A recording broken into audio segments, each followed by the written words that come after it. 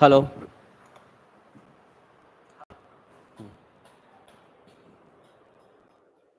Okay, तो आज हम लोग स्टार्ट करने वाले हैं जेई के लिए फिजिक्स का, है ना। तो फिजिक्स में सबसे पहला जो बेसिक चीज है यूनिट्स एंड मेजरमेंट, है ना। वहां से भी क्वेश्चंस होती है जेई मेन में, और पूछा हुआ भी मिल जाएगा। बहुत सारा क्वेश्चन मैं करवाने वाला हूँ। ठीक है, तो यूनिट एंड मेजरमेंट्स में और डायमेंशन भी यहाँ पे देखेंगे हम। यूनिट्स और डायमेंशन पैरेलल एक साथ चलेंगे, ठीक है। और थोड़ा सा फास्ट चलेंगे हम लोग कि कंसेप्ट जो होगा, कंसेप्ट को बताऊंगा, उससे रिलेटेड जो क्वेश्चंस पूछा हुआ है ना जेई मेन में, उसको भी डिस्कस किया जाएगा। तो हम लोग बिना देर किए हुए स्टार्ट करते हैं अपना topic unit and dimension and measurements, ठीक है। तो सबसे पहले मेजरमेंट से बात करते हैं। हाँ, गुड आफ्टरनून, हेलो, ओके। तो सबसे पहले मेजरमेंट में अगर बात करते हैं तो जब भी मेजरमेंट होता है तो किसी क्वांटिटी का मेजरमेंट होगा, वो क्वांटिटी फिजिकल क्वांटिटी कहलाएगा। बात करते हैं तो सबसे पहले एक टर्म आता है किसका? फिजिकल क्वांटिटी का। फिजिकल क्वांटिटी का, फिजिकल क्वांटिटी का। तो वो सब क्वांटिटी जिसको आप मेजर कर सकते हैं। हाँ, ये बोर्ड के लिए बैच नहीं बाबू, ये जेई के लिए है। तो जेई वाला ही कृपया जेई पे ध्यान दे, बोर्ड पे ध्यान नहीं दिया जाएगा इस बैच में। तो फिजिकल क्वांटिटी किसको बोलेंगे? Those quantity which can be measure, जिसको हम मेजर कर सकते हैं, वो आपका क्या होगा? फिजिकल क्वांटिटी होगा। For example length, mass, time, temperature, luminous intensity, amount of substance, area, height, volume, density, force, pressure etcetera, जो भी आप मेजरमेंट, हम इसको दो भाग में डिवाइड किए हैं, ठीक है। एक होता है फंडामेंटल क्वांटिटी और एक होता है डेराइव्ड क्वांटिटी। और तो सबसे पहला एक इसमें पार्ट आएगा फंडामेंटल, फंडामेंटल क्वांटिटी। और फिर आएगा क्या उसका? फिर डेराइव्ड आएगा, derived quantity. And then supplementary. ये बस इसमें ज्यादा कुछ है नहीं, दो ही चीज को रखा गया है मेनली। फंडामेंटल, तो फंडामेंटल किसको बोलेंगे? फंडामेंटल समझ में आ रहा होगा, बेसिक चीज, है ना। Those quantity which can be independent, जो इंडिपेंडेंट है, किसी दूसरे पे डिपेंड नहीं करता है ना। Independent from other quantity, independent from other quantity, वो आपका फंडामेंटल क्वांटिटी। और ये फंडामेंटल में टोटल 7 क्वांटिटीज है, टोटल 7 क्वांटिटी है। 7 ही क्वांटिटीज है जो कि आपका फंडामेंटल क्वांटिटी है। उसके अलावा जितना भी क्वांटिटीज है वो सब आपका डेराइव्ड क्वांटिटी है। और डेराइव्ड क्वांटिटी डिपेंड करता है किस पे? अदर क्वांटिटीज पे। मतलब वो फंडामेंटल क्वांटिटीज पे कहीं ना कहीं किसी ना किसी वे में डिपेंड करेगा। तो डेराइव्ड मतलब क्या होता है? डेरिवेशन करके, मतलब बहुत सारे क्वांटिटी को मिलाने से, मल्टीप्लाई करने पे, डिवाइड करने पे, एडिशन, सब्सट्रैक्शन, जो भी हम फेनोमेनन करते हैं वो सब को करने से, मैथमेटिकल ऑपरेशन करने से कुछ नया क्वांटिटी बनेगा। वो नया क्वांटिटी आपका डेराइव्ड क्वांटिटी होगा। तो ये डिपेंड करता है, depends upon other quantities, other quantities, है ना। बहुत ज्यादा हम डिटेल्स में नहीं, क्योंकि आप बोर्ड के लिए हो नहीं, आप जेई के लिए हो। तो जेई में थ्योरी कम, प्रैक्टिस ज्यादा, क्वेश्चन ज्यादा होना चाहिए, ठीक है। तो बस जितना नॉलेज के लिए चाहिए उतना मैं हिंट करते जाऊंगा, और उसके बाद फिर उस पर क्वेश्चंस करते जाएंगे हम लोग। तो डेराइव्ड क्वांटिटी जो दूसरे क्वांटिटी पे डिपेंड करता है उसको हम डेराइव्ड क्वांटिटी बोलते हैं, ठीक है। और बस इसमें तो बहुत सारा क्वांटिटी आएगा, लेकिन सप्लीमेंट्री क्वांटिटी क्या होगा कि इसमें बस दो ही क्वांटिटी को रखा गया है, वो प्लेन एंगल और सॉलिड एंगल। प्लेन एंगल का हम लोग ज्यादा यूज करते हैं, सॉलिड एंगल बहुत रेयर यूज होता है, आगे जाके यूज होगा, बट यहाँ पे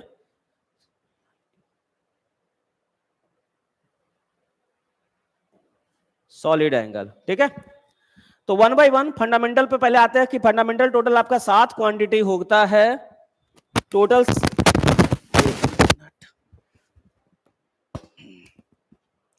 फंडामेंटल जो है आपका वो टोटल 7 क्वांटिटीज है, और आपका जो डेराइव्ड क्वांटिटी है वो ज्यादा है, क्योंकि बहुत सारा क्वांटिटी, सब क्वांटिटीज तो आपका डेराइव्ड क्वांटिटीज ही है। ठीक है, तो हम लोग आते हैं फंडामेंटल क्वांटिटीज पे।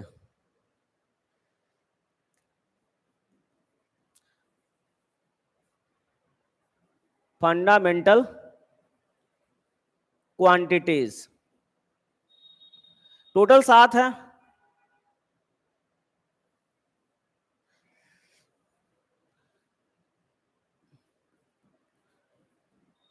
नेम ले लेते हैं यहां पे, और उसका यूनिट और सिंबल। डायमेंशन भी साथ में लिख लेंगे हम लोग, सातों का डायमेंशंस टोटल 7 है।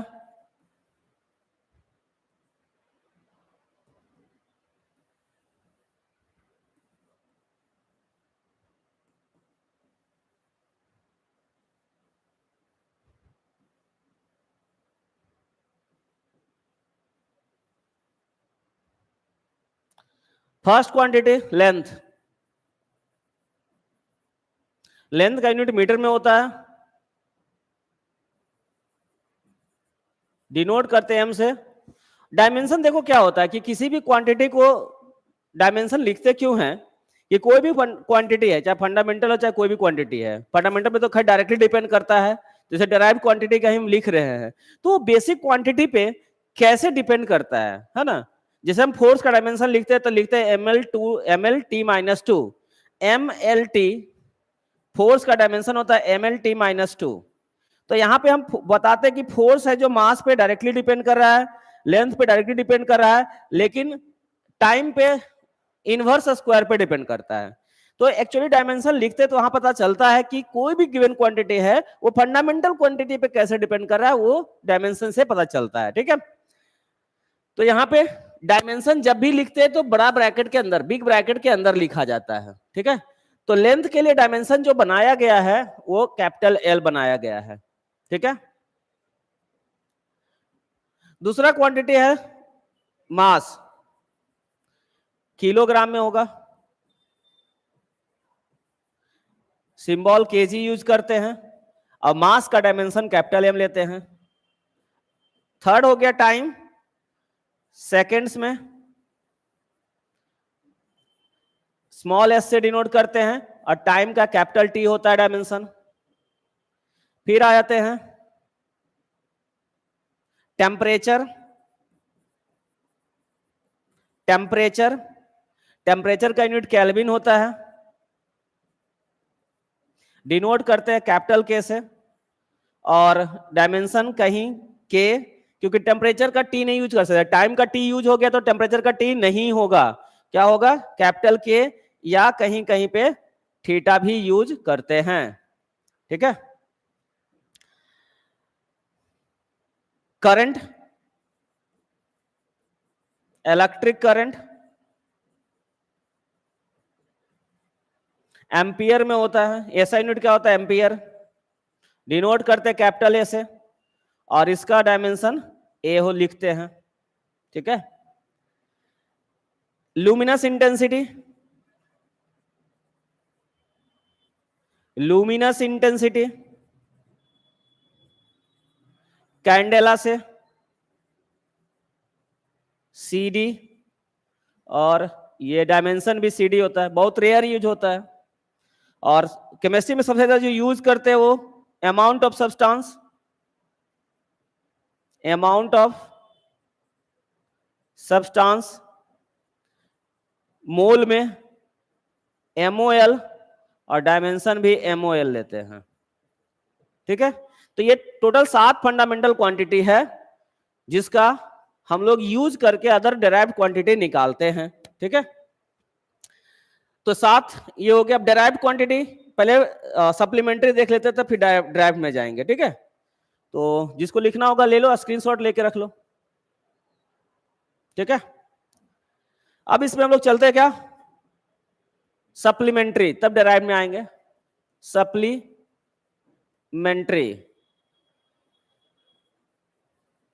क्वांटिटी, तो टोटल 2 है, एक प्लेन एंगल है, एक है प्लेन एंगल और दूसरा है सॉलिड एंगल। तो पहले प्लेन एंगल, जो हम लोग पढ़ते हैं कि अगर कोई पॉइंट किसी फिक्स्ड पॉइंट के अबाउट रोटेट करता है, घूमता है, तो फिक्स्ड पॉइंट के अबाउट जो एंगल ट्रेस करेगा, ये अमाउंट ऑफ रोटेशन जो होगा वो आपका प्लेन एंगल कहलाता है। जो फिक्स डिस्टेंस होता है, जैसे यहां से A से A' गया, तो ये कुछ रेडियस बना के मूव करेगा, और A से एक कुछ आर्क लेंथ हो जाएगा, ये आर्क कहलाता है A', इसको मान लिए L लिए। तो यहां पे जो फॉर्मूला बनता है थीटा का, प्लेन एंगल का, वो आर्क लेंथ बाय रेडियस होता है, और जिसका यूनिट होता है ऐसा यूनिट रेडियन होता है। क्या होता है, रेडियन।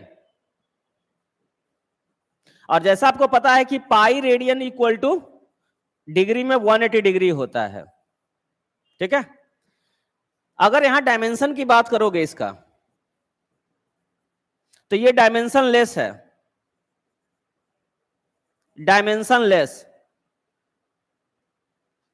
ऐसा क्यों, क्योंकि थीटा का जब डायमेंशन लिख रहे हैं हम, तो ऊपर आर्क लेंथ है, तो लेंथ RL में होगा, और रेडियस भी लेंथ में ही होता है, तो लेंथ ऊपर नीचे कट गया, कुछ नहीं बचा, dimension less, M0 L0 T0।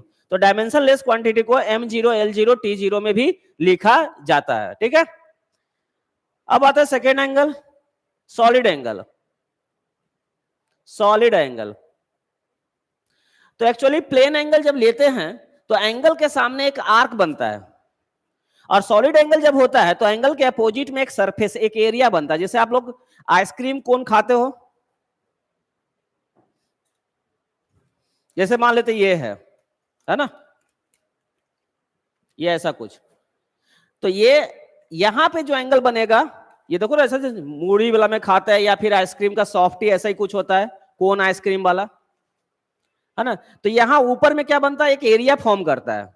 तो ये एरिया कितना एंगल बना रहा है इसके वर्टेक्स पे, मतलब यहाँ पे जो कॉर्नर पॉइंट है एज पे, तो ये आपका सॉलिड एंगल बनेगा। ठीक है, तो यहाँ पे अपोजिट में पहले जो था वो आर्क कंसीडर करता है, आर्क लेता था एंगल के अपोजिट में, यहाँ पे एंगल के अपोजिट में क्या होता है, प्लेन आता है, प्लेन। तो कुछ ऐसा कोई भी प्लेन हो सकता है सर्कल भी हो सकता है उसमें स्क्वायर भी हो सकता है, रेक्टेंगल भी हो सकता है, कुछ भी हो सकता है। तो हम यहाँ पे मान लेते हैं कुछ ऐसा लेते हैं, या फिर आप केक काटते हो, तो केक काटते थे, केक का एक अगर पार्ट ऐसे करके स्लाइस निकालते हो, तो जो सेंटर पे जाके बनता होगा एंगल, उसको हम सॉलिड एंगल बोल सकते हैं। तो केक का सामने वाला पोर्शन में कुछ ऐसा बनेगा पोजीशन, है ना, यही केक का पार्ट ऐसे कुछ कनेक्टेड रहेगा, होगा। तो ये जो सामने वाला पोर्शन होगा,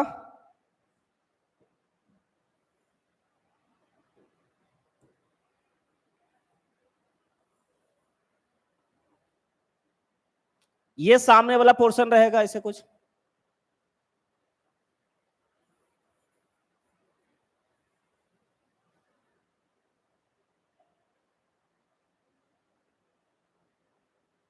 ठीक है।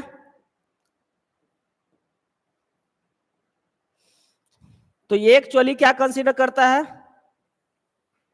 अपोजिट साइड पे वर्टेक्स पे जो बनाएगा ये एरिया एक फॉर्म करेगा, सेंटर पे जो एंगल आएगा वो सॉलिड एंगल होगा, जिसको हम ओमेगा से डिनोट करते हैं।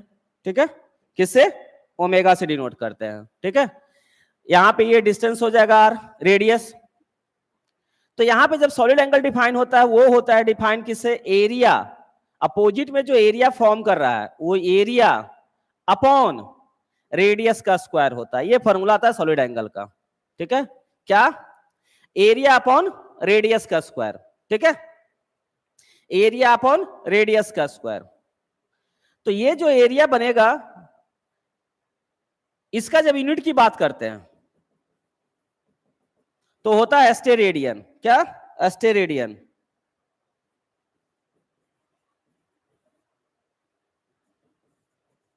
अगर डायमेंशन इसका भी देखेंगे तो ये भी डायमेंशन लेस है, डायमेंशन लेस। क्यों? क्योंकि एरिया का भी एल स्क्वायर होगा और आर स्क्वायर का भी एल स्क्वायर होगा, डायमेंशन लेस हो जाएगा, कट जाएगा, ऊपर भी एल स्क्वायर नीचे भी एल स्क्वायर, ये दोनों कट जाएगा, m0 l0 और t0 हो जाएगा। तो ये आ जाएगा किसका dimension? Solid angle. Solid angle का डायमेंशन भी डायमेंशन लेस क्वांटिटी है। तो ये दो तरह का सप्लीमेंट्री क्वांटिटी हुआ, है ना।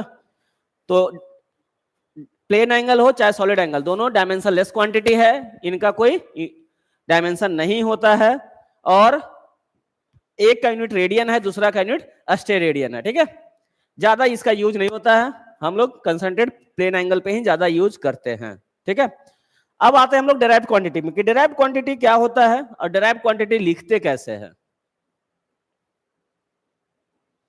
डिराइव्ड क्वांटिटी, तो डिराइव्ड क्वांटिटी पहले भी बोल चुके हैं, जो क्वांटिटी डिपेंड करता है दूसरे क्वांटिटी पे, जो दूसरे क्वांटिटी पे डिपेंड करेगा उसको हम डिराइव्ड क्वांटिटी बोलते हैं। जो क्वांटिटी दूसरे क्वांटिटी पे डिपेंड करता है उसको हम डिराइव्ड क्वांटिटी बोलते हैं। अब फंडामेंटल छोड़ दीजिए, सप्लीमेंट्री छोड़ दीजिए, बाकी सब क्वांटिटी डिराइव्ड आपका आ जाएगा, है ना। डिपेंड्स अपॉन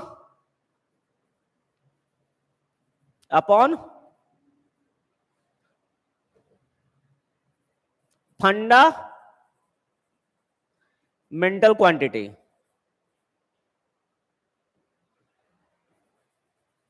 क्वांटिटीज,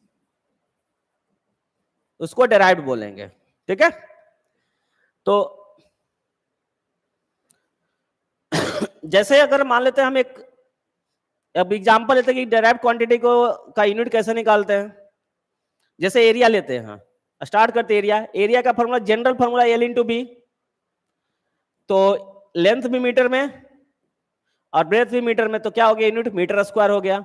अगर इसका मैं डायमेंशन लिखूंगा तो मीटर स्क्वायर 2 बार लेंथ है, L इंटू एल, तो डायमेंशन कितना हो जाएगा? L square. या इसको ऐसे भी लिखा जाता है m0 L स्क्वायर t0, है ना। सेकेंड आते वॉल्यूम पे, वॉल्यूम का फॉर्मूला लिखते थे L B into H, L B H general यही लेते हैं, कोई भी फॉर्मूला यूज करो वॉल्यूम का, क्यूब का ले लो, स्फेयर का ले लो, क्यूबाइड का ले लो, कोई भी ले लो, वही आएगा। तो लेंथ ब्रेथ हाइट तीनों मेजरमेंट होता है मीटर में, तीनों मेजरमेंट होता है मीटर में, तो क्या हो गया? Metre cube. क्या हो गया? Metre cube. तो यहां पे जो यूनिट होगा dimension L into L into L into L, 3 बार, तो L क्यूब हो जाएगा डायमेंशन फॉर्मूला। या इसको ऐसे भी लिख सकते हैं m0 L3 t0, ठीक है। ध्यान देना एक चीज, दोनों में सबसे ज्यादा यूज होता है कहीं पे, जैसे फ्लूइड मैकेनिक्स पढ़ेंगे तो वहां वॉल्यूम सेंटीमीटर क्यूब में आ जाता है, तो आंसर मीटर क्यूब में होता है, या फिर कुछ डाटा सेंटीमीटर में है, कुछ डाटा मीटर में है, तो वो जो चेंज होगा वो थोड़ा सा ध्यान देना हमेशा। तो ये तो पता है कि 1 मीटर है, 1 मीटर इक्वल टू 100 सेंटीमीटर होगा, या 1 centimetre equal to 10 to the power -2 metre हो जाएगा। एक यूनिट ये हो गया। अब आते हैं कि अगर एरिया में के फॉर्म में, ये तो डायरेक्ट लेंथ के टर्म में होगा, एरिया के फॉर्म में अगर रहेगा तो मीटर स्क्वायर होता है, तो 1 मीटर स्क्वायर में कितना सेंटीमीटर? तो ऐसा नहीं कि अगर सेंटीमीटर स्क्वायर करेंगे तो बोलेंगे नहीं 100 सेंटीमीटर, मीटर का भी स्क्वायर होता है, सेंटीमीटर का भी स्क्वायर हो जाएगा, तो 10 टू द पावर 2 है, तो 10 टू पावर 2 का स्क्वायर हो जाएगा 10 to the power 4 centimetre square. तो 1 metre square equal to 10 to the power 4 metre centimetre square, या 1 centimetre square equal to 10 to the power -4 metre square. ये हो गया एरिया के टर्म में। अब आइए वॉल्यूम के टर्म में, अगर आपका 1 मीटर क्यूब है तो 1 metre cube equal to 10 to the power 6 centimetre cube होगा। होगा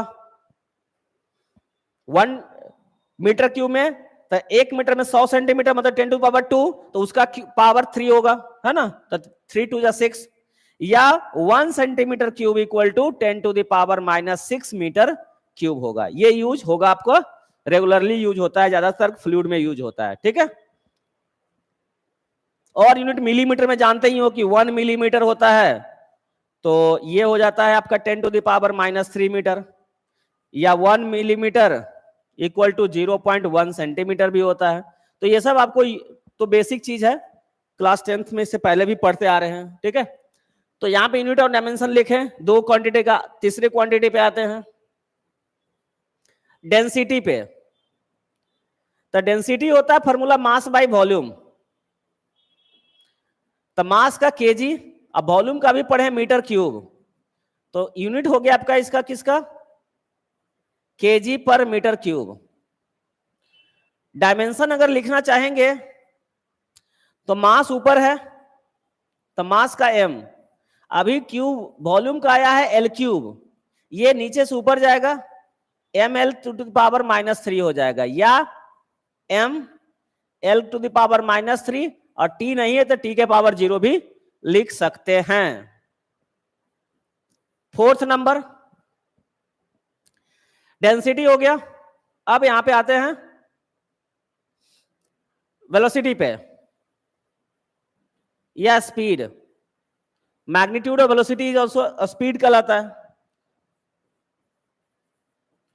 तो यहां पे हो जाएगा डिस्प्लेसमेंट बाय टाइम, तो डिस्प्लेसमेंट मीटर में होता है, टाइम पर सेकेंड, तो मीटर पर सेकेंड हो जाएगा। डायमेंशनल फॉर्मूला लिखेंगे, मीटर का लेंथ l और टाइम का t, क्या हो गया lt -1। एक्सेलरेशन की बात करते हैं, तो change in velocity upon time taken. तो वेलोसिटी का यूनिट हो गया था मीटर पर सेकेंड अभी, और नीचे एक और सेकेंड, तो ये आ गया मीटर पर सेकेंड स्क्वायर। अगर डायमेंशनल फॉर्मूला लिखेंगे तो ऊपर चेंज इन वेलोसिटी, वेलोसिटी का डायमेंशन lt -1, और नीचे टाइम का डायमेंशन t, ये ऊपर जाएगा, पावर एक और घटेगा, lt -2 हो जाएगा। तो ये आ गया आपका एक्सेलरेशन का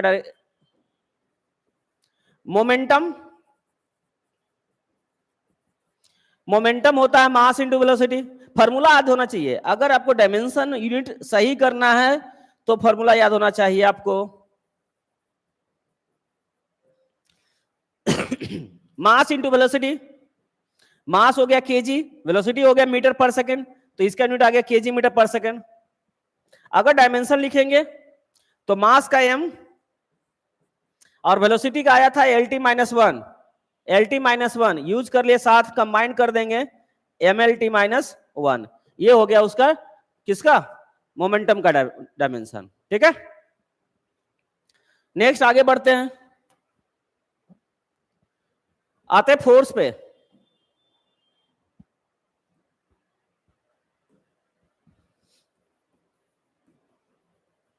फोर्स होता है फॉर्मूला मास इंटू एक्सेलरेशन। मास का केजी आया था, एक्सेलरेशन अभी आया था मीटर पर सेकेंड स्क्वायर, तो केजी मीटर पर सेकेंड, या इसी का दूसरा नाम हम लोग लिखते हैं न्यूटन। न्यूटन कैपिटल एन से डिनोट करते हैं। अगर इसका डायमेंशन देखो, फोर्स का डायमेंशन आपको याद होना चाहिए, फोर्स का डायमेंशन आपको याद होना चाहिए, क्योंकि क्वेश्चन बहुत बार जेईई में बहुत क्वेश्चन ऐसा पूछा है जहां पे आपको जब याद नहीं रहता है तो हम कुछ फॉर्मूला याद रखते हैं, उसके हेल्प से डिराइव कर लेते हैं, क्योंकि सबका डायमेंशन याद रखना पॉसिबल नहीं है, लेकिन फॉर्मूला याद रखना पड़ेगा। फॉर्मूला इसलिए याद रखना पड़ेगा कि चैप्टर पढ़ रहे हैं, चैप्टर का क्वेश्चन बनाना है तो फॉर्मूला याद होना चाहिए। तो फॉर्मूला याद होगा तो कोई भी डायमेंशन आप लिख सकते हैं। कुछ बेसिक डायमेंशन आपको याद रहेगा तो थोड़ा सा शॉर्ट कम टाइम में हम लोग निकाल सकते हैं। मैच द फॉलोइंग में बहुत क्वेश्चन पूछा डायमेंशन से, है ना, क्योंकि जेईई मेन है, तो जेईई मेन में एक डायमेंशन से काम नहीं चलेगा कि एक डायमेंशन पूछ दिया एक और एक 4 नंबर मिल गया, ऐसा नहीं होगा। तो वो क्वेश्चन को थोड़ा सा कॉम्प्लेक्स करने के लिए वो मैच द फॉलोइंग में क्वेश्चन देता है, क्योंकि एक 4 या 5 मैच रहेगा तो उसमें से एक क्वेश्चन आपका एक क्वेश्चन बन जाएगा, ठीक है। तो वहां जनरली मैच द फॉलोइंग से क्वेश्चन देता है डायमेंशन से या यूनिट से, ठीक है। तो यहाँ फोर्स का डायमेंशन निकालना है, तो यहाँ पे मास है, तो मास के लिए m और एक्सेलरेशन का डायमेंशन LT-2 आया था, कंबाइंड करिएगा MLT-2 आ जाएगा, ठीक है।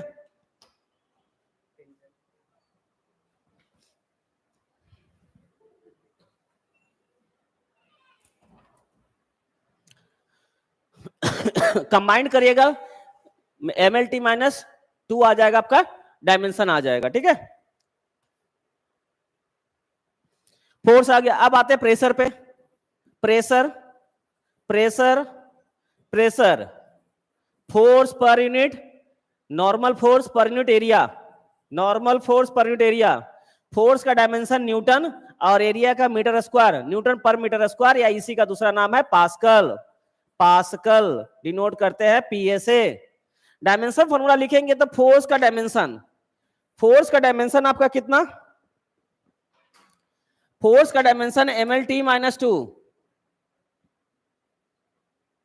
फोर्स का डायमेंशन MLT-2, एरिया का डायमेंशन L स्क्वायर, सब आया हुआ है पहले, L स्क्वायर, कंबाइंड करोगे M, देखो L का पावर 1, नीचे से जाएगा 2, तो नीचे से जो नीचे से ऊपर जाएगा तो पावर जो पॉजिटिव था वो निगेटिव हो जाएगा, 1 - 2 -1 हो जाएगा, ML-1 T-2। तो ये आ गया आपका प्रेशर का डायमेंशन, ठीक है। अब आते हैं वर्क।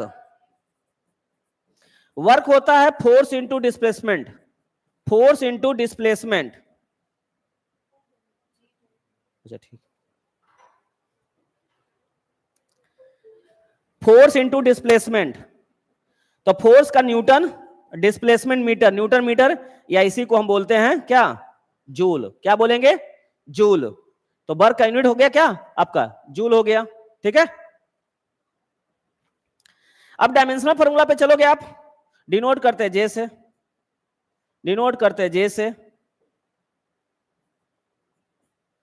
डायमेंशनल फॉर्मूला पे चलोगे तो फोर्स का डायमेंशन था एम, क्या क्या आया था ऊपर, याद रखना होगा MLT-2, और आपका डिस्प्लेसमेंट L, एक L यहां पे, एक L यहां पे, दोनों मल्टीप्लाई में पावर ऐड हो जाएगा, क्या हो जाएगा, ML2-2, ML2-2, ML2-2, किसका, वर्क का, ठीक है। अब आते हैं नेक्स्ट एनर्जी पे, ठीक है। नेक्स्ट एनर्जी पे, एनर्जी, एनर्जी, तो कोई भी एनर्जी ले लो, पोटेंशियल एनर्जी का फॉर्मूला ले लो, चाहे काइनेटिक एनर्जी का फॉर्मूला ले लो। हम मान लेते हैं पोटेंशियल लेते हैं mgh, ठीक है, mgh। तो ये हो गया kg, g का वैल्यू मीटर पर सेकंड स्क्वायर, और a मीटर, तो ये आ गया kg मीटर स्क्वायर पर सेकंड स्क्वायर, और ये भी जूल में ही था, किसमें था, जूल में, वर्क जैसा ही। क्योंकि देखोगे यहां पे भी क्या था, न्यूटन, न्यूटन का kg मीटर स्क्वायर, 1 मीटर और मल्टीप्लाई होगा तो kg मीटर स्क्वायर पर सेकंड स्क्वायर हो जाएगा। तो यहां पे भी वैसा ही आया है कुछ, kg मीटर स्क्वायर पर सेकंड स्क्वायर, तो ये जूल हो गया unit.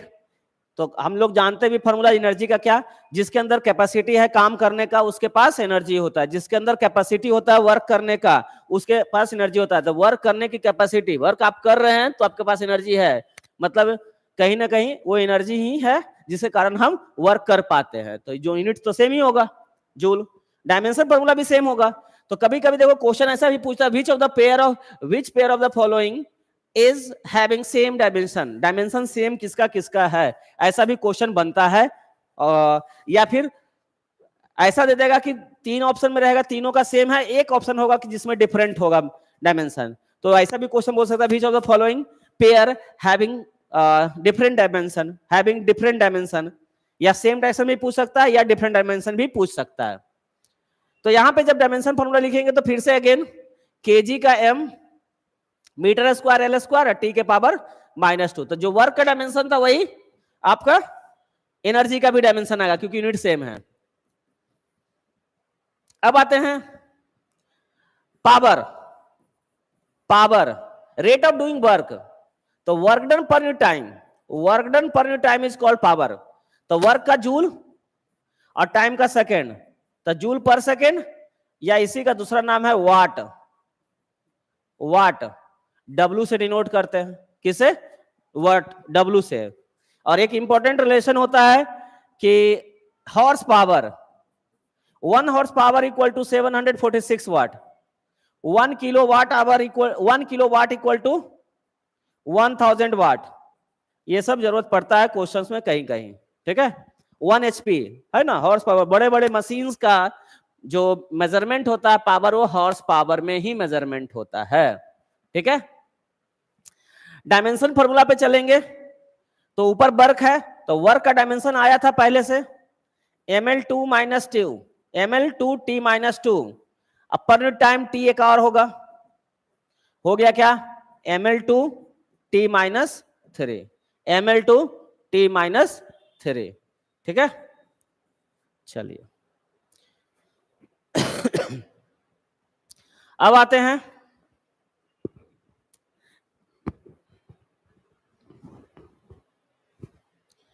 Next,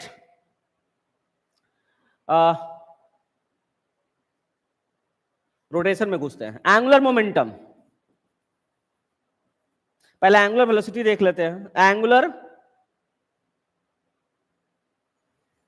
angular velocity denote करते हैं ओमेगा से, किसे?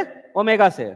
और ये होता है angular displacement by time taken, theta by time taken. तो यूनिट की बात करते हैं तो थीटा होता है रेडियन और टाइम हो गया पर सेकेंड। अगर डायमेंशन की बात करोगे आप तो थीटा तो डायमेंशन लेस है, m0 l0 t0, और टाइम का डायमेंशन कैपिटल T हो जाएगा।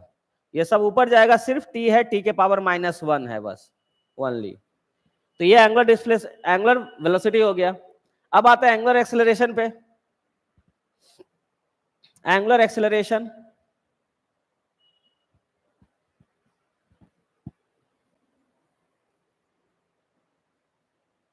एंगुलर एक्सेलरेशन अल्फा से डिनोट करते हैं, change in angular speed by time taken. तो एंगुलर स्पीड अभी आया था रेडियन पर सेकेंड और बाई सेकेंड, तो ये हो जाएगा रेडियन पर सेकेंड स्क्वायर। डायमेंशनल फॉर्मूला लिखोगे तो अभी एंगुलर स्पीड का आया था T के पावर -1 और नीचे का और T है, ऊपर जाएगा तो आ जाएगा T के पावर -2।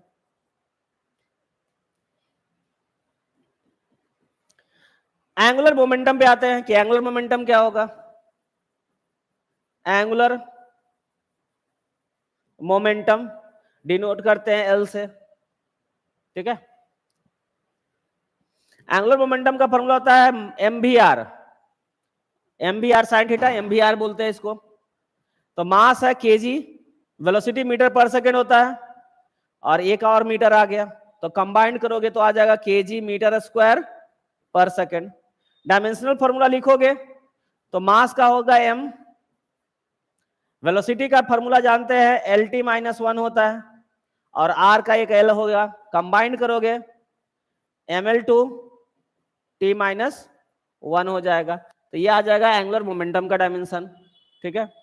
15 टॉर्क, टॉर्क होता है force into perpendicular distance, perpendicular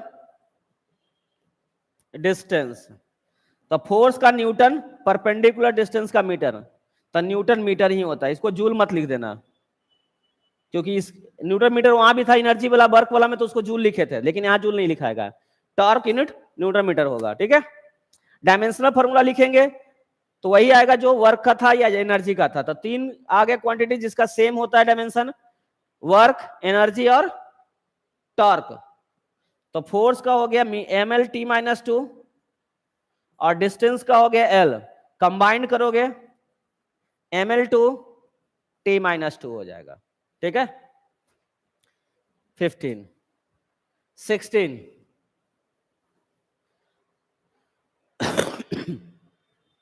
torque, ऐसे बहुत सारा क्वांटिटी है, क्वांटिटी खत्म होगा नहीं, लेकिन कुछ और बताते हैं। सरफेस टेंशन देख लेते हैं। Surface tension, surface tension formula होता है force per unit length, force per unit length. Unit की बात करोगे तो न्यूटन पर मीटर हो जाएगा, न्यूटन पर मीटर। डायमेंशनल फॉर्मूला बात करोगे तो फोर्स का होता है mlt-2, अब by length L, L cut जाएगा, क्या हो जाएगा mt-2। अच्छा एक क्वांटिटी और रोटेशन में था, moment of inertia, important quantity, moment of inertia. Moment of inertia जिसका बेसिक फॉर्मूला होता है मास इनटू परपेंडिकुलर डिस्टेंस का स्क्वायर, परपेंडिकुलर डिस्टेंस का स्क्वायर। तब मास का केजी, डिस्टेंस का मीटर स्क्वायर, तो यूनिट हो गया KG metre square. Dimension formula बात करोगे तो एम एल स्क्वायर हो जाएगा, एम एल स्क्वायर हो जाएगा, एम एल स्क्वायर हो जाएगा। नेक्स्ट 18 आते हैं। अब विस्कोसिटी की बात करते हैं, coefficient of viscosity,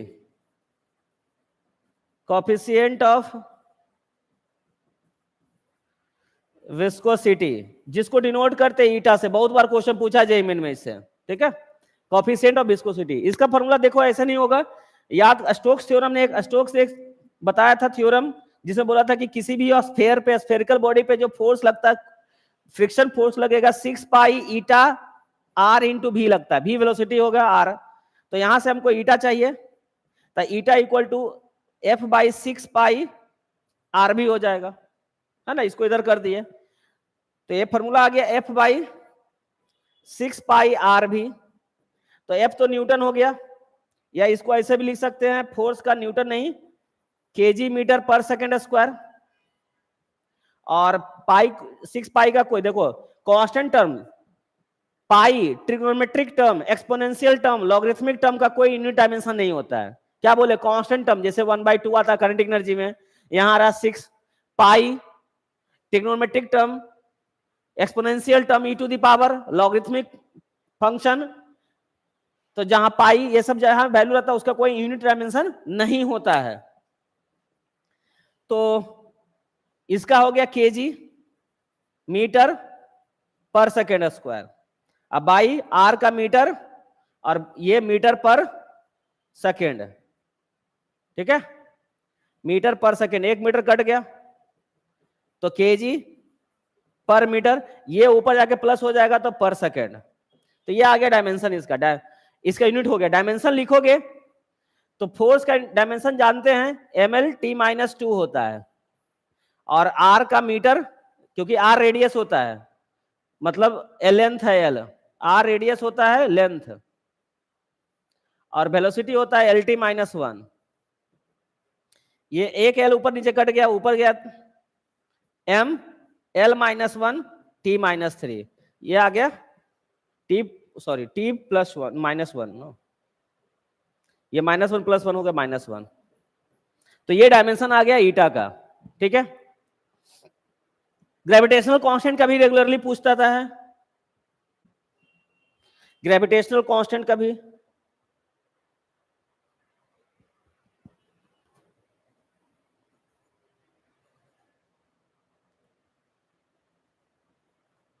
universal gravitation constant,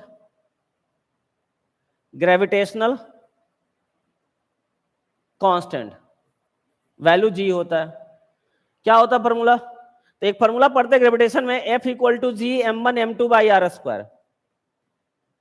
तो जी का फॉर्मूला चाहिए तो G = F × r² अब by m1 × m2।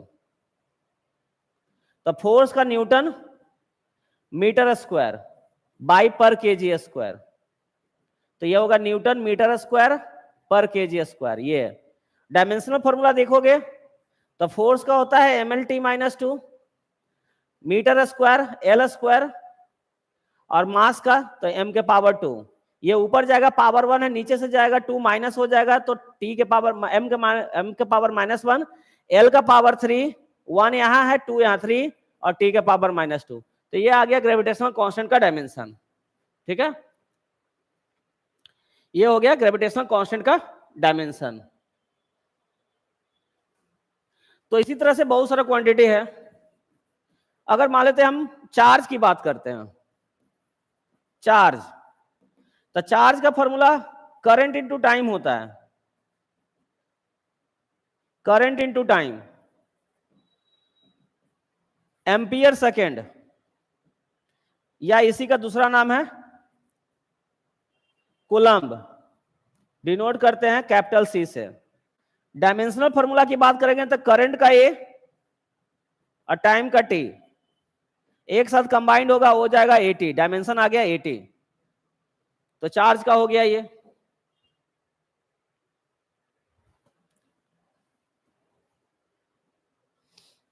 Electric field देखते हैं, electric field intensity, electric field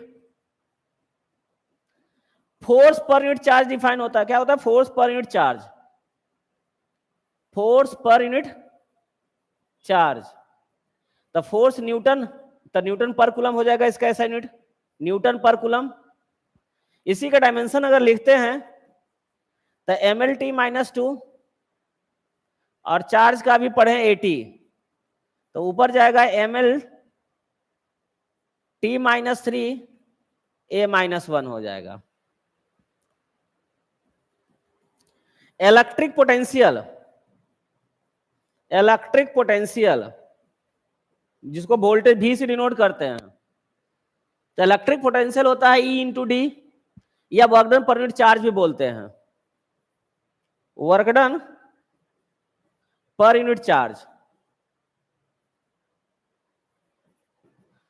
ये सब 10th में भी फॉर्मूला पढ़े थे हम लोग। तो वर्क डन जूल होता है, जूल पर कूलम्ब, या इसी का दूसरा नाम है वोल्ट, डिनोट करते हैं कैपिटल बी से। अगर डायमेंशनल फॉर्मूला लिखें तो वर्क का फॉर्मूला पढ़े थे mL/t-2, और चार्ज का डायमेंशन पढ़े 80, सब ऊपर जाएगा mL/t-3 A-1 आ जाएगा। ठीक है। कैपेसिटेंस है ना, जो कंडेंसर कैपेसिटर होता है, कंडेंसर जो फैन में लगता है, तो कैपेसिटेंस का बेसिक फॉर्मूला क्या है?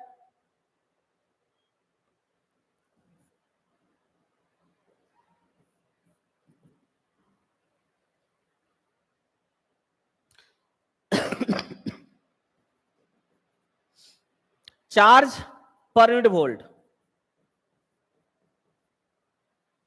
Q/V,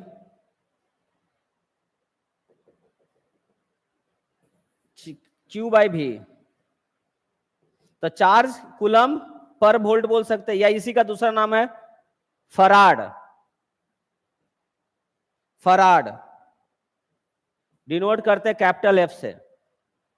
अगर इसका डायमेंशन चार्ज का 80, अब वोल्ट का डायमेंशन अभी आया है इलेक्ट्रिक पोटेंशियल का, mL/t-3 A-1, ये सब ऊपर जाएगा, m का पावर -1, l का पावर -2, t का पावर -4, सॉरी +4, ये -3 और एक ऊपर में, और a का पावर 1 ऊपर में है, 1 और नीचे से, तो a का पावर 2, ये आ जाएगा कैपेसिटेंस का डायमेंशन। अब अगर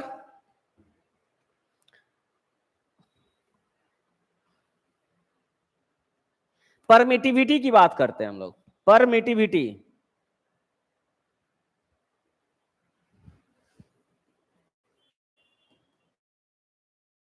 permittivity epsilon not, free space का एप्सिलॉन ऐसे एप्सिलॉन ही लिख सकते हैं, कोई दिक्कत नहीं है, एप्सिलॉन। तो ये फॉर्मूला आता है, एक फॉर्मूला पढ़े थे फोर्स का, चार्ज कूलम्ब्स लॉ में 4πε0 Q1 Q2 बाई R², ऐसा फॉर्मूला पढ़े थे। तो यहां से एप्सिलॉन कर, एप्सिलॉन को इधर कर देंगे, F इधर आ जाएगा, तो Q1 Q2 by 4πF R², है ना। बेसिक फॉर्मूला याद रहना चाहिए, बाकी तो अपने आप लिखा जाएगा। कूलम्ब स्क्वायर पर न्यूटन पर मीटर स्क्वायर, ये हो गया इसका यूनिट।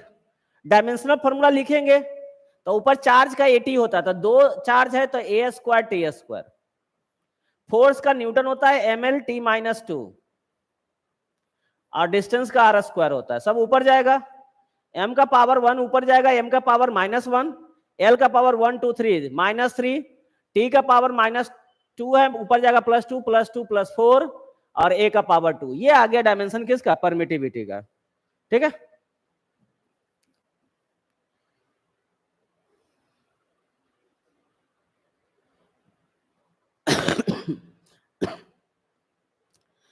एक इंपॉर्टेंट जो रेगुलरली पूछता है वो स्पीड ऑफ लाइट का एक फॉर्मूला है, तो उसको थोड़ा सा डिफाइन करना पड़ेगा। एक मिनट,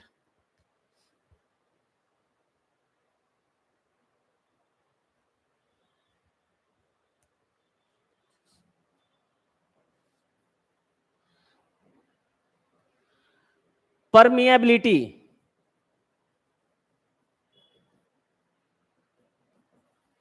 म्यू, इसको डिफाइन करना है। इसका यूनिट क्या होगा, इसका डायमेंशन क्या होगा।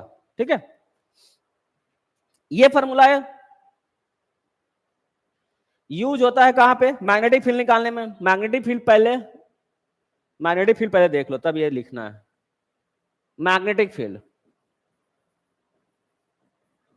मैग्नेटिक फील्ड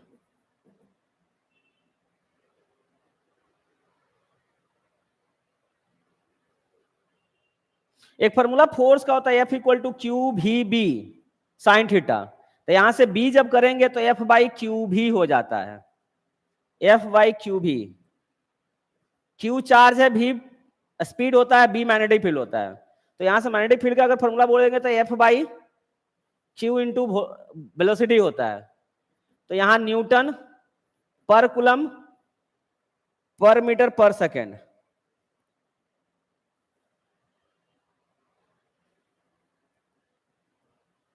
न्यूटन पर coulomb metre per second. Metre per second ऊपर चल जाएगा, पर सेकेंड ऊपर जाएगा तो न्यूटन सेकेंड पर कूलम पर मीटर, ऐसा कुछ आ जाएगा।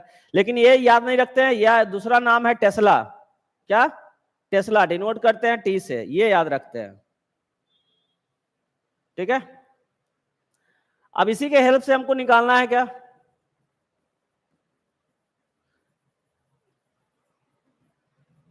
परमिएबिलिटी म्यू, है ना। कोई एक मैग्नेटिक फील्ड का फॉर्मूला होता है B equal to mu naught by 4 pi 2I by R, है ना। कोई भी करंट कैरिंग बार के कारण जब करंट I होता है तो उसमें मैग्नेटिक फील्ड का फॉर्मूला ये होता है। तो यहां से म्यू का वैल्यू निकालना होगा तो ये सबको इधर ले जाना पड़ेगा। तो B into R by 4 pi भी होगा,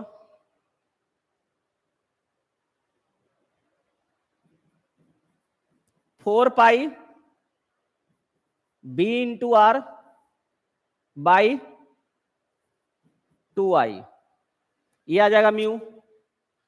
ऐसा यूनिट की बात करोगे तो ये हो गया टेस्ला मीटर पर एम्पियर, ये यूनिट हो जाएगा टेस्ला मीटर पर एम्पियर। अगर डायमेंशनल फॉर्मूला की बात करेंगे इसका तो कितना हो जाएगा? देखो B का भी डायमेंशन यहां पे आया था, निकाले नहीं थे? B का डायमेंशन पहले निकालो यहां पे। B का डायमेंशन, मैग्नेटिक फील्ड का डायमेंशन क्या होगा? न्यूटन। न्यूटन का होता है ml t माइनस 2, चार्ज का होता है 80 और मीटर लेंथ LT माइनस 1, सब ऊपर जाएगा, m l कैंसिल हो गया, t यहां नीचे से नीचे कैंसिल, l ऊपर ऊपर cancel, mt minus 2 a minus 1, ये आ गया डायमेंशन मैग्नेटिक फील्ड का। तो यहां पे परमिएबिलिटी का निकालेंगे तो B का हो गया कितना? mt minus 2 a minus 1, distance L, by current A, m l t minus 2 a minus 2, ये डायमेंशन आ गया किसका? परमिएबिलिटी का। अब इन दोनों को कंबाइन करते हैं, परमिटिविटी और परमिएबिलिटी। परमिटिविटी और परमिएबिलिटी को कंबाइंड करते हैं।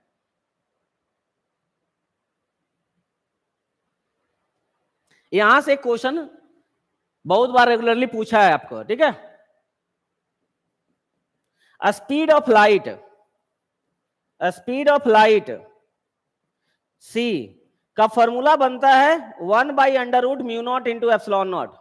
ये फॉर्मूला 12th का इलेक्ट्रोमैग्नेटिक वेव के चैप्टर में पढ़ना है, ठीक है। डायरेक्ट क्वेश्चन पूछ देता है कि ये mu naught into epsilon not का क्या होगा डायमेंशन या यूनिट, ठीक है। तो ये तो डायरेक्टली आपको पता है कि इसका जो यूनिट होगा वो मीटर पर सेकंड होगा, लेकिन डायमेंशन की बात करते हैं कि कैसे इसको पुट करके निकाल के देखते हैं सेटिस्फाई कर रहा है कि नहीं। 1/√, म्यू नॉट का आ गया है कहां पे, यहां पे ml t-2 a-2, और आ गया है एप्सिलॉन नॉट ऊपर m-1 l-3 t4 a²। m से m कैंसल हो गया, l का पावर -2 बचा, t का पावर 2 बचा, और a भी कैंसल हो गया। स्क्वायर रूट से निकलेगा l का पावर -1 और t ऊपर जाएगा LT-1। देखो स्पीड का dimension metre per second, speed का डायमेंशन LT-1, स्पीड है तो मीटर पर सेकेंड LT-1 आ गया। तो इतना इसको वैल्यू पुट करके सोल्व करो, इसको कौन उतना याद रखता है। ये याद रखना ये फॉर्मूला कि स्पीड ऑफ लाइट का फॉर्मूला 1/μ0 इंटू एप्सिलॉन नॉट होता है, क्योंकि क्वेश्चन जो पूछ देता है डायरेक्ट पूछ देता है कि बताइए म्यू नॉट और एप्सिलॉन नॉट का डायमेंशन क्या होगा। अब हम इसका वैल्यू याद करें, पुट करें, उससे अच्छा नहीं कि ये याद करें speed of light 1/μ0 into epsilon naught होता है। तो ये डायरेक्टली ये पूछा है, या ऐसा पूछ सकता है 1/, तो इसका मतलब ये फॉर्मूला c² का है, क्योंकि रूट हट जाएगा तो c² हो जाएगा। तो इसका डायमेंशन कैलकुलेट करोगे तो ये l² t के पावर -2 हो जाएगा, है ना। या फिर हो सकता है कि 1/, नहीं करके डायरेक्ट पूछ दे ऐसा क्वेश्चन में कि mu naught into epsilon not का डायमेंशन क्या होगा, तो इसका उल्टा हो जाएगा l के पावर -1 t के पावर +2, ऐसा कुछ हो जाएगा, ठीक है। तो हमको बेसिक फॉर्मूला याद होना चाहिए यूनिट डायमेंशन कैलकुलेट करने के लिए, ठीक है। ये हुआ यूनिट और डायमेंशन। अब आते हैं system of units. System of units, कोई भी फिजिकल क्वांटिटी को जब मेजर करते हैं, physical quantity is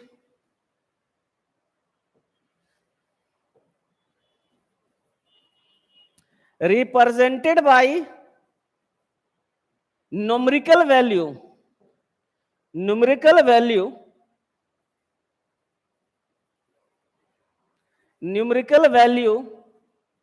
with unit।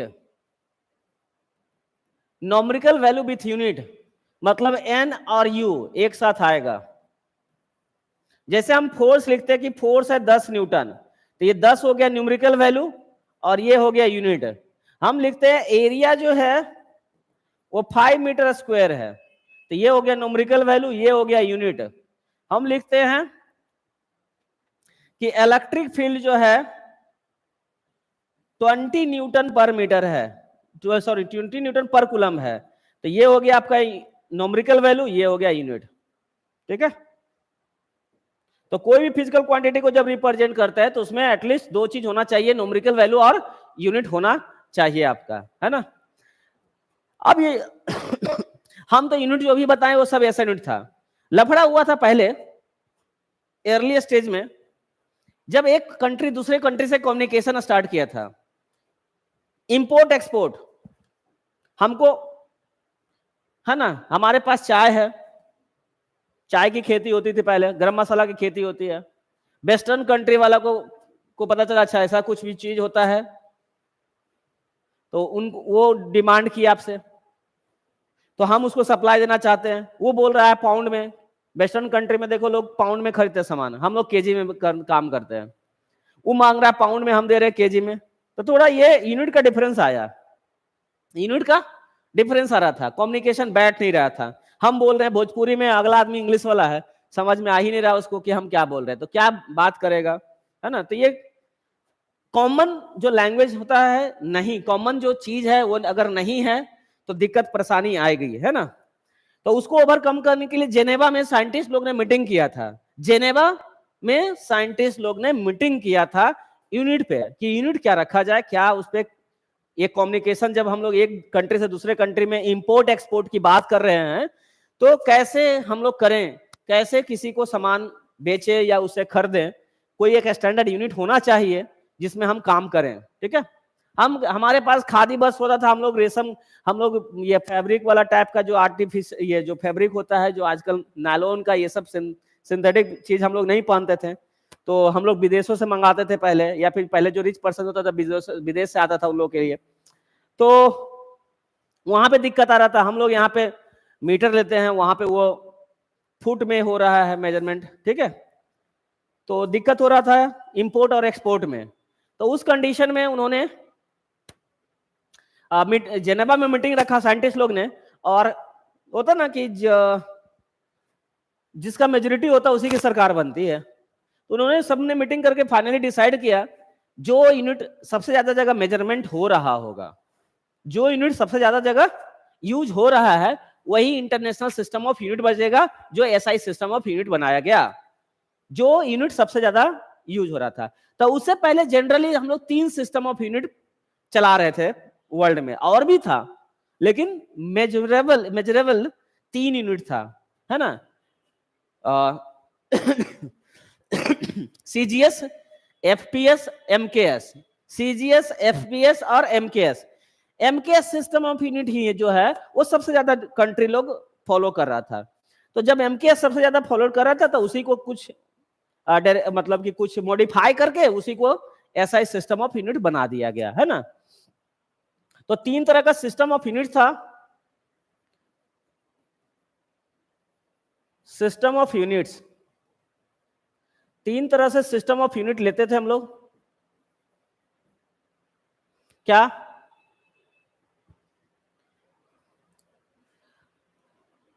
CGS, FPS और एमकेएस। पहला लेंथ सेंटीमीटर में, मास ग्राम में और टाइम सेकंड में। तो जिस सिस्टम ऑफ यूनिट में लेंथ सेंटीमीटर में हो जाए, मास ग्राम में हो जाए, टाइम सेकंड में हो जाए, उसको हम बोलेंगे सीजीएस सिस्टम ऑफ यूनिट। और जिसमें लेंथ हो जाए फुट में, पाउंड में और टाइम सेकंड में, तो वो एफपीएस सिस्टम ऑफ यूनिट हुआ। और जिस सिस्टम ऑफ यूनिट में लेंथ हो गया मीटर में, मास हो गया किलोग्राम में और टाइम हो गया सेकंड में, तो वो सिस्टम ऑफ यूनिट क्या होगा था? एमकेएस। और यही एमकेएस सिस्टम ऑफ यूनिट है जो कि सबसे ज्यादा यूज हो रहा था पूरे ओवरऑल वर्ल्ड में। तो इसी को हम मॉडिफाइड किया गया, इसी को मॉडिफाइड किया गया और standards international system of unit बनाया गया। इंटरनेशनल सिस्टम ऑफ यूनिट, जिसको एसआई सिस्टम ऑफ यूनिट बोला गया, ठीक है। तो हम लोग लिखते भी है, देखो लेंथ में अभी लिख रहे थे ना, लेंथ मीटर में मेजरमेंट होता है, मास किलोग्राम में, टाइम सेकंड में है, ये सब में, है ना। तो ये आपका इंडिया में सब कुछ ऐसा नहीं था। इंडिया में सब मिलल जुलल सरकार था। टाइम पहर में, पहले के टाइम में बूढ़ा बुजुर्ग लोग, 2 पहर हो गया है ना, तो 2 पहर हम लोग बोलते ना, 2 पहर हुआ था। 2 पहर मतलब कि पूरे दिन को 4 पहर में बांटा गया था। 8 पहर में, रात 4 और दिन 4 पहर, है ना। तो 2 पहर मतलब 2 पहर गुजर गया। 6 से 9 और 9 से 12, 3-3 घंटा का एक पहर। तो पहले के टाइम में सिस्टम ऐसा चलता था। या पहले के टाइम में राजा महाराजा लोग और भी तो कुछ नौकर लोग को काम करवाना था, कितना टाइम काम करेगा, तो घड़ा में पानी भर के ड्रॉप सिस्टम से, सैंड सिस्टम से, बहुत सारा अलग सिस्टम था, है ना। पहले के लोग ये सनलाइट के इंक्लिनेशन से देख के बताता, अच्छा अबाउट 2 या 3 बज रहा होगा, मतलब अबाउट चल रहा था। अब हम लोग सेकंड पे ही देखते हैं ना, हम लोग थोड़ा सा मिस्टर एंड मिस परफेक्ट हो गए सब, है ना, कि हम लोग टाइम का पंक्चुअल है। क्या? पढ़ाई का भी पंक्चुअल होना पड़ेगा, तभी रिजल्ट होगा जेई के लिए, ठीक है। पढ़ाई के लिए पंक्चुअल होना पड़ेगा। जब तक नहीं पंक्चुअल होइएगा, माइंड में डिटरमाइन करिए कि हमको 1 चैप्टर डेली करना है फिजिक्स का, 1 चैप्टर डेली करना है कंप्लीट, केमिस्ट्री का 1 चैप्टर डेली करना है कंप्लीट, और ये मैथ्स का, तभी आपका रिजल्ट होगा। अगर आप सोचिएगा आज नहीं कल करेंगे, कल नहीं कल होगा, तो सुबह नहीं शाम में कर लेंगे, सुबह में शाम में आएगा तो बोलेंगे नहीं रात में करेंगे ना, तो ये कभी नहीं होने वाला है। जितना जल्दी हो सके एक दिन का काम जितना जल्दी अर्ली पॉसिबल हो उसको करो, ताकि पीछे का भी रिवीजन कर पाओ। तो इसीलिए टाइम कम है, एकदम जोश और जुनून के साथ लग जाइए, सब कुछ होगा। और एनआईटी तो कुछ है ही नहीं यार। एनआईटी के लिए फिजिक्स में फॉर्मूला याद कर लो, फॉर्मूला पुटिंग क्वेश्चन कर लो, एनआईटी पहुंच जाओगे। एनआईटी पहुंचने के लिए कुछ नहीं है, मेहनत है आईआईटी के लिए, क्योंकि भाई आईआईटीएन कहलाओगे, आईआईटीएन कहलाओगे तो आईआईटीएन जैसा दिमाग भी होना चाहिए, थोड़ा सा उसमें मेहनत मशक्कत का भी जरूरत पड़ेगा। लेकिन एनआईटी जाने के लिए कोई ज्यादा मेहनत की जरूरत नहीं है, जो बीत गया सो बात गया, है ना। अभी से लगो, कलम कॉपी बुक के साथ जुड़िए और डेली मेहनत करिए, डेली क्वेश्चन का प्रैक्टिस करिए, है ना। Practice makes a man perfect, है ना। मैन क्या वुमेन सब बोलो, मतलब जनरल बता रहे हैं यहाँ, ऐसा नहीं कि लड़का ही कर सकता है, लड़की भी कर सकती है, ठीक है। चलो तो यही सिस्टम ऑफ यूनिट्स में क्या हुआ था, मॉडिफाइड सिस्टम ऑफ यूनिट्स था, ठीक है। अब हम लोग आते हैं, देखो कुछ क्वेश्चंस पहले मैं दिखाता हूं, है ना, जो अभी इन डायमेंशन पढ़े हैं उसी पे क्वेश्चन देख लेते हैं। एक मिनट,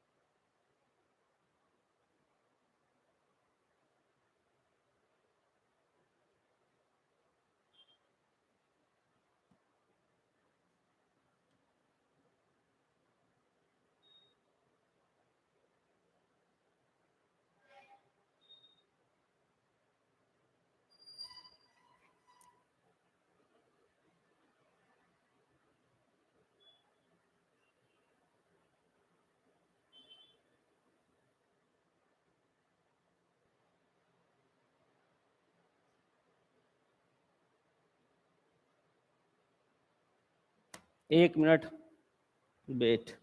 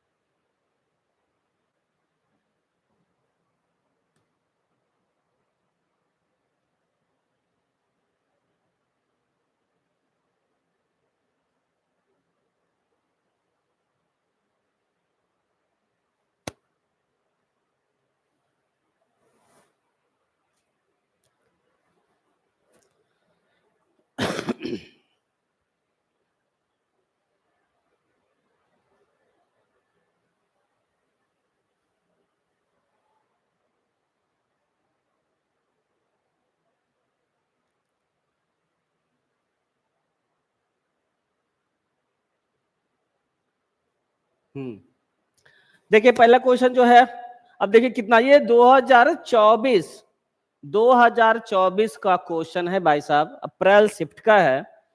क्वेश्चन बहुत देखो आसान है, क्वेश्चन कुछ ज्यादा टफ नहीं पूछा जाता है। एन एक्सप्रेशन, जैसे कोई भी चीज हम लोग लिखते हैं, जैसे मास ऑफ इलेक्ट्रॉन लिखते थे 9.1 इंटू 10⁻³ kg लिखते हैं, स्पीड ऑफ लाइट लिखते थे 3 इंटू 10⁸ मीटर पर सेकेंड होता है।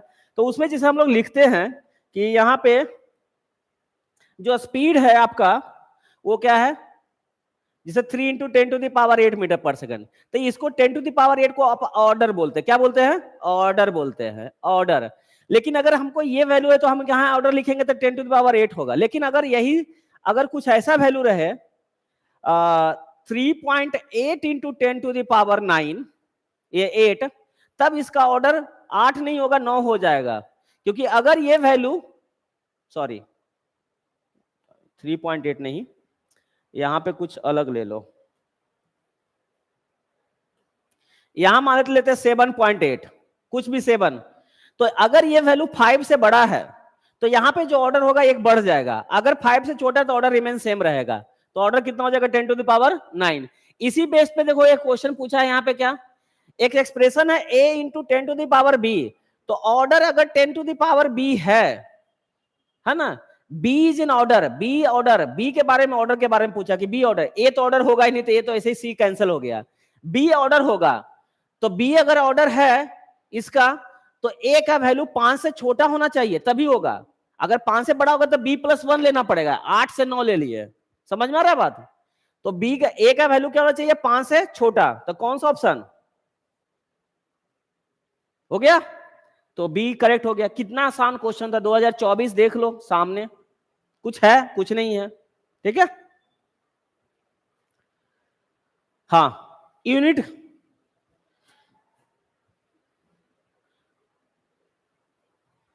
डिस्टेंस का मेजरमेंट जो करते हैं मीटर, किलोमीटर और माइल में जाते हैं, उससे भी लाइट ईयर में है, एस्ट्रोनॉमिकल यूनिट होता है, पारसेक होता है और लाइट ईयर होता है ना। तो एक्चुअली में लाइट ईयर तो जानते हो कि एक साल में लाइट कितना ट्रेवल करेगा डिस्टेंस, वो लाइट ईयर कहलाता है। उससे बड़ा है पारसेक, 3.7 समथिंग टाइम्स होता है लाइट ईयर का, तो पारसेक सबसे बड़ा यूनिट हो जाता है डिस्टेंस का। उससे छोटा होता है लाइट ईयर, और सबसे छोटा यूनिट होता है एस्ट्रोनॉमिकल यूनिट, ठीक है। तो ये तीनों जो डिस्टेंस है वो डिस्टेंस का यूनिट है। तो पहला स्टेटमेंट बोलता है एस्ट्रोनॉमिकल यूनिट, पारसेक और light year units of the measuring instrument of astronomical distance. Astronomical मतलब जो लार्ज डिस्टेंस मेजरमेंट करते हैं, तो क्या ये तीनों एस्ट्रोनॉमिकल डिस्टेंस का यूनिट है, तो yes, the statement 1 is true. Statement 2 में ऑर्डर दिया है, तो हमने क्या बोला, पारसेक सबसे बड़ा होता है, तो ये तो गलत हो गया। ऑर्डर क्या होगा, एस्ट्रोनॉमिकल यूनिट से बड़ा लाइट ईयर और उससे बड़ा पारसेक, तो सबसे बड़ा पारसेक है, 3 टाइम्स होता है लाइट ईयर का, ठीक है। और इसका ऑर्डर तो निगेटिव, मतलब 10 टू द पावर -8 या 15 ऐसा कुछ होता है, कम बहुत कम होता है ये एस्ट्रोनॉमिकल यूनिट, ठीक है। तो ये क्या होगा, तो स्टेटमेंट 2 फॉल्स हो गया, तो फर्स्ट सही है और सेकंड इनकरेक्ट है, तो बी नंबर ऑप्शन। ये देखो 2023 अप्रैल का क्वेश्चन है, ठीक है। अभी पढ़े यूनिट का देखो लिस्ट करना है। कभी बोले, अभी बोले थे क्वेश्चन सिंगल यूनिट या सिंगल डायमेंशन पे क्वेश्चन नहीं पूछेगा, जब भी क्वेश्चन आपको देगा तो वो मैच द फॉलोइंग से देगा, क्योंकि आपको फालतू में 4 नंबर नहीं देने वाला है जेईई मेन वाला। जब कि ये वो यूनिट और एगो डायमेंशन याद रहेगा आपको, हो जाएगा। 4 को देगा तब ना किसी में कंफ्यूज होइएगा, तो वो थोड़ा सा कॉम्प्लेक्स करने के लिए बनाता है, ठीक है। सबका इंपल्स नहीं पढ़े थे, इंपल्स होता है फोर्स इंटू टाइम का प्रोडक्ट होता है, फोर्स इंटू टाइम का प्रोडक्ट, वो सब चैप्टर में आएगा, सब जगह आ जाएगा। विस्कोसिटी भी पढ़ लिया, प्रेशर भी पढ़ लिया, सरफेस टेंशन पढ़े थे, इंपल्स। कभी ऐसा भी होता है कि एक को नहीं भी याद रहता, 3 को मिल गया तो चौथा तो अपने आप बचा हुआ वही हो जाएगा, ऐसा भी देख लेते हैं हम लोग, ठीक है।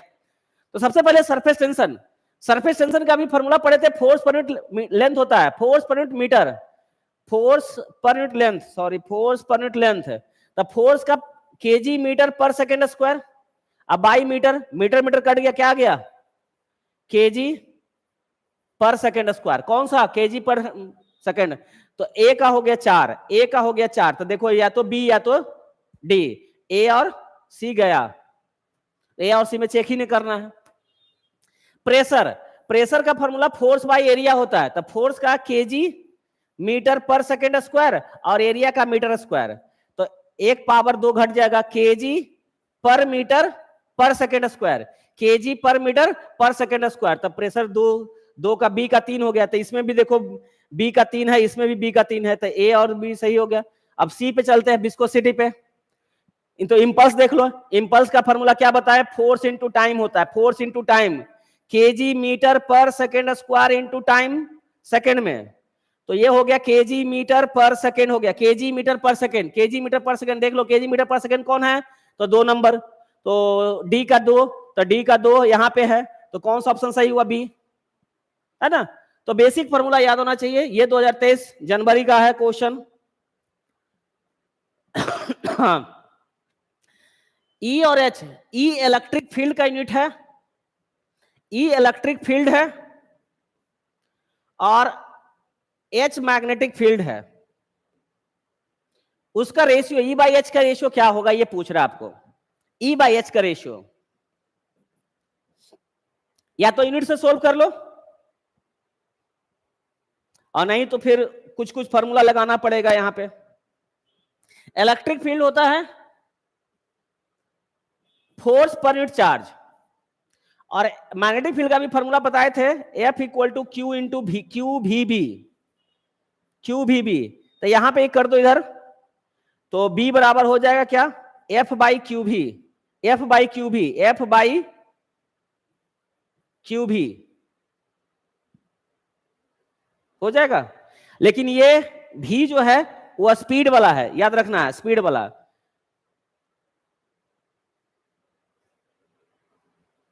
B equal to F by q v, q v B force per unit charge. एक मिनट, ठीक है। यूनिट पूछ रहा है तो यहां से तो आएगा नहीं, यहां से तो कुछ अलग आ रहा है यूनिट, तो कुछ दूसरा देखना पड़ेगा। रुक जाओ, हमको चाहिए किसका, ऊपर इलेक्ट्रिक फील्ड है, ऊपर इलेक्ट्रिक फील्ड है, और नीचे है मैग्नेटिक फील्ड, नीचे है मैग्नेटिक फील्ड, ऊपर है इलेक्ट्रिक फील्ड। ठीक है, तो इसका यूनिट चाहिए आपको कि इसका यूनिट इसके टर्म में क्या होगा। ये रेजिस्टेंस का यूनिट है, रेजिस्टेंस का उल्टा है, ये वर्क टाइप का आ गया, वो न्यूटन आ गया। मैग्नेटिक फील्ड, इलेक्ट्रिक फील्ड होता है फोर्स एक्टिंग पर unit charge, F by Q, या फिर इसका यूनिट लिखते तो न्यूटन पर कूलम होता है। ठीक है, या ऐसे देखो, ऐसे लिख सकते हैं, एक फॉर्मूला और होता है, ये देखो रेजिस्टेंस का टर्म में इसलिए ध्यान में आ रहा है कि वोल्टेज का फॉर्मूला होता है इलेक्ट्रिक फील्ड इनटू डिस्टेंस होता है। तो इलेक्ट्रिक फील्ड का फॉर्मूला हो जाता है V by D, V by D. ठीक है, अब ये मैग्नेटिक फील्ड का फॉर्मूला है, तो B इक्वल टू फॉर्मूला पढ़े थे,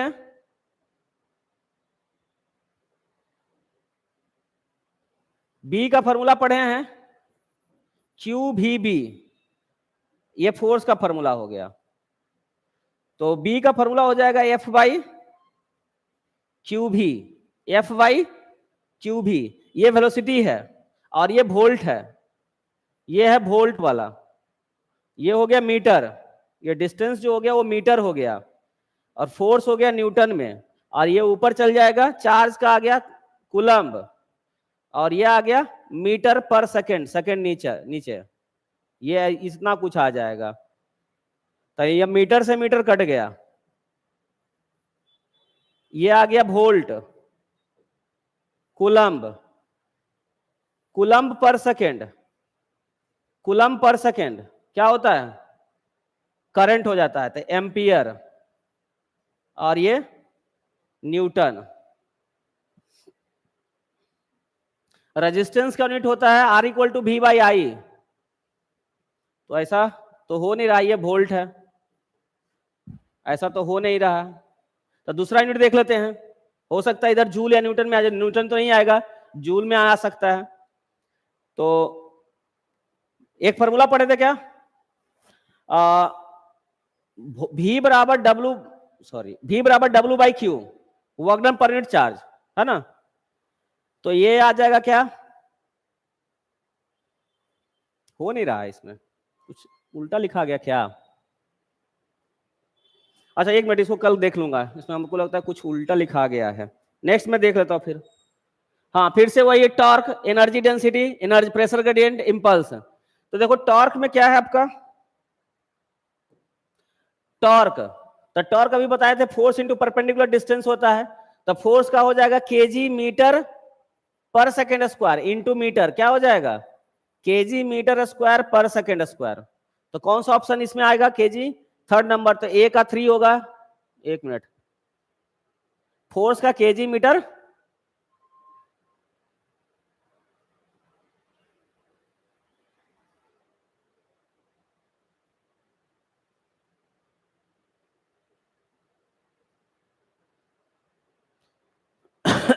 ये तो ठीक है, 1 का 4, तो 1 का 4 में आ रहा है केजी मीटर स्क्वायर पर सेकेंड स्क्वायर, तो 1 का 4 में 3 गो है, ए वो कैंसिल हुआ, डी नंबर कैंसिल हो गया, एनर्जी डेंसिटी मतलब एनर्जी पर यूनिट वॉल्यूम होता है।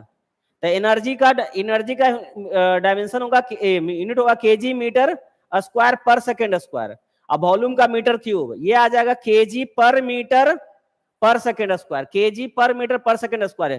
तो ये आ जाएगा एनर्जी डेंसिटी का दो का वन। तो ये दोनों, ये भी कट गया, ए और बी बचा। अब आ जाओ प्रेशर ग्रेडियंट या इंपल्स देख लो। प्रेशर ग्रेडियंट होता है pressure by length, pressure gradient time के रिस्पेक्ट में रेट होता है। टाइम का कहीं अगर टाइम से डिवाइड हो रहा है तो रेट होता है, और कहीं अगर लेंथ से डिवाइड होता है तो वहां पे होता है ग्रेडियंट। ये ध्यान रखना हमेशा, ठीक है। इंपल्स आसान है, इंपल्स देख सकते हैं, फोर्स इंटू टाइम होता है। तो फोर्स का डायमेंशन केजी मीटर, यूनिट होगा kg metre square into second. तो ये आ गया KG metre per second, kg metre per second. कौन सा? तो 2 नंबर, तो डी का 2 नंबर। तो ये हो गया बी नंबर, ऑप्शन सही हो गया। तो इस तरह से क्वेश्चन आपको करना है। क्वेश्चन आसान है, ज्यादा कुछ होता नहीं है, ठीक है। तो इसमें कुछ एक क्लास और लेके ईरर वाला पार्ट, क्योंकि ईरर से सबसे ज्यादा क्वेश्चन पूछा हुआ है, ईरर वाला पार्ट है, ठीक है। तो नेक्स्ट क्लास में हम लोग सिग्निफिकेंट डिजिट्स उसका कैलकुलेशन, ईरर कैलकुलेशन कैसे करते हैं, परसेंटेज ईरर कैसे निकालते हैं, ये सब पार्ट कंप्लीट करेंगे। तो ये पूरा चैप्टर ओवर हो जाएगा, ठीक है। तो तब तक के लिए हम विदा लेते हैं, अलविदा। और लग जाइए आप लोग जोश और जुनून के साथ, क्योंकि अब नहीं तो कभी नहीं, अभी नहीं तो कभी नहीं, फिर वो समय नहीं आने वाला है। अब पछतायत क्या होत, जब चिड़िया चुग गई खेत। तो चिड़िया को चुगने मत दो और लगे रहो, जी जान लगा दो, सफलता जरूर कदम चूमेगी, ठीक है। तो ध्यान रखना अपना। तब तक के लिए बाय बाय, धन्यवाद।